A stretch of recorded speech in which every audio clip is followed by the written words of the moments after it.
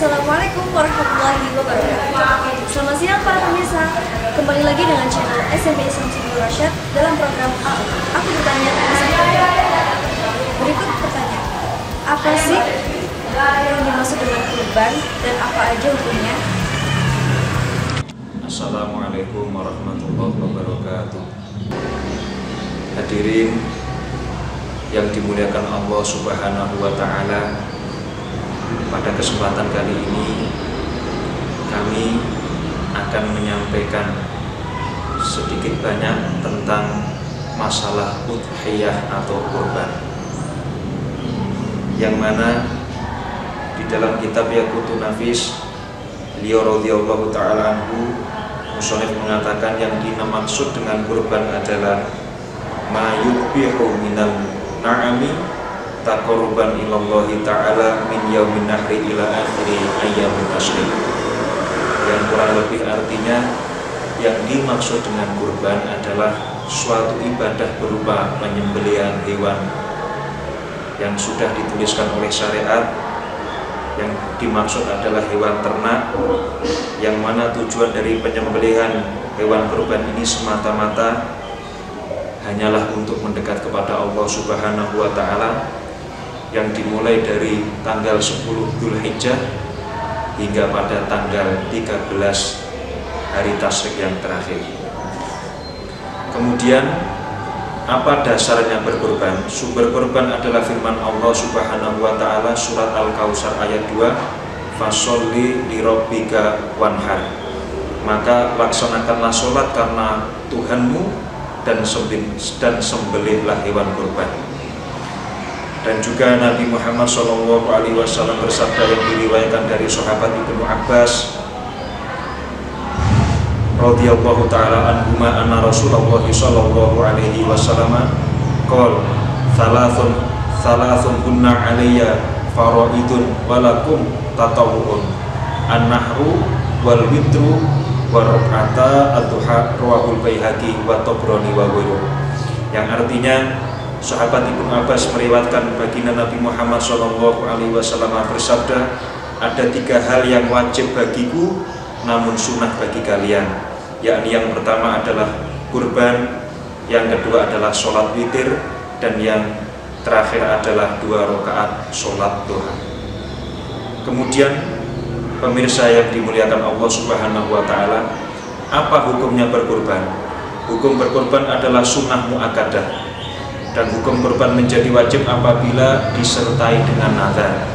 Semisal ketika seseorang membawa kambing, ditanya oleh teman, tetangga atau saudaranya, untuk apa kambing tersebut? Ketika dia mengucapkan dengan kata-kata kambing ini saya gunakan untuk kurban, maka hukumnya sudah jadi nazar. Atau ketika dia mengatakan kata-kata kurban ini wajib bagiku karena Allah, atau wajib bagiku untuk mengorbankan hewan yang saya bawa ini, dengan perkataan tersebut maka hukum kurban sudah menjadi nazar alias wajib. Kemudian atas siapa kurban disunahkan? Kurban disunahkan kepada umat muslim yang sudah balik dan dia merdeka serta berakal sehat dan tentunya adalah mampu.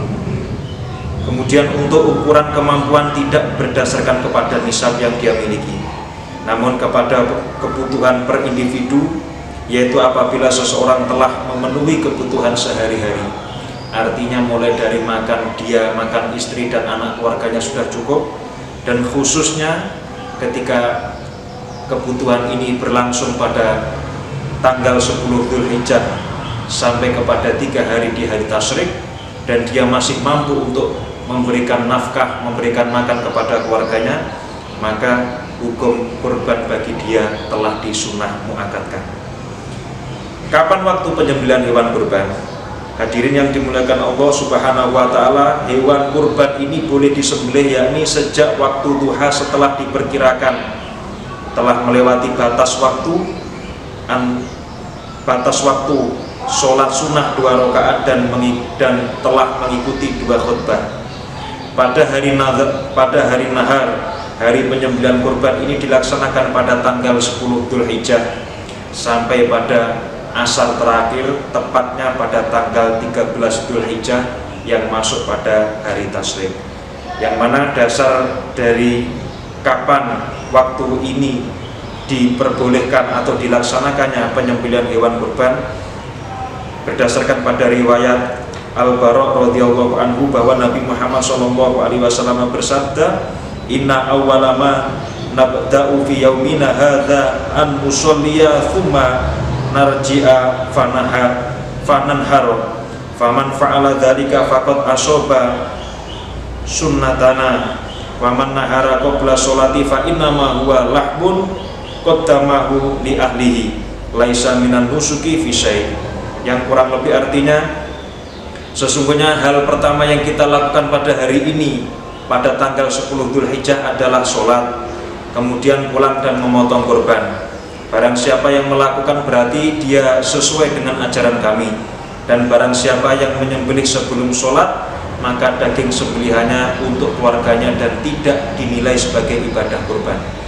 Hadis riwayat Bukhari. Dari hadis ini, para hadirin pemirsa yang budiman, kita bisa mengambil satu buah kesimpulan bahwa waktu penyembelihan daging kurban ini dilaksanakan setelah sholat Idul Adha. Kemudian setelah mendengarkan khutbah, kurang lebih waktunya adalah sekitar 15-20 menit setelah pelaksanaan, maka kita sudah disunahkan, sudah berlaku waktu di mana kita untuk menyembelih daging kurban. Kemudian, apakah boleh menyembelih hewan kurban di waktu malam hari? Jawabannya adalah boleh. Hanya saja kalau tidak ada hajat atau tidak ada keadaan yang sangat darurat, maka menyembelih hewan kurban di waktu malam hari hukumnya adalah makruh. At-tadhiyah lailan makruhatun li ghairi udrin wala maslahatin. Di dalam kitab Yaqutun Nafis disampaikan bahwa menyembelih hewan kurban pada malam hari makruh bagi yang tidak ada udzur dan bukan karena adanya suatu maslahat. Kemudian, apa yang disunahkan bagi orang yang sudah niat berkurban? Ketika dia sudah masuk bulan Dzulhijjah atau 1 bulan sebelum Dzulhijjah dia sudah mempunyai niat untuk melaksanakan kurban, apakah ada hal-hal yang sifatnya sunnah bagi mereka yang sudah punya niatan untuk berkurban? Jawabannya adalah orang yang sudah niat berkurban disunahkan untuk tidak memotong rambut dan tidak memotong kuku ketika sudah masuk tanggal 1 Dzulhijjah. Sampai kapan tidak memotong kuku dan tidak memotong rambut?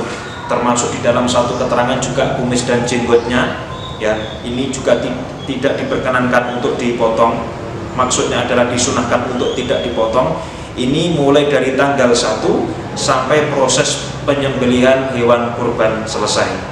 Jika memotong kuku dan rambut atau anggota tubuh yang lain, bulu jenggot ataupun kumis, maka dihukumi makruh.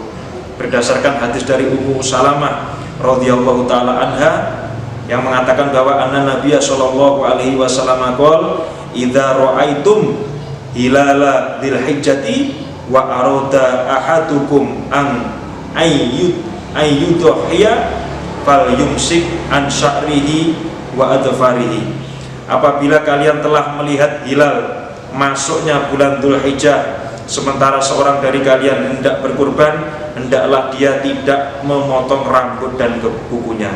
Hadis riwayat Bukhari, Muslim, Imam Tirmidzi dan Imam Hakim. Oke, itu tadi adalah jawaban dari Ustaz Tian Sumanda selaku guru SMP Islam Rasyad. Sekian, wassalamualaikum warahmatullahi wabarakatuh.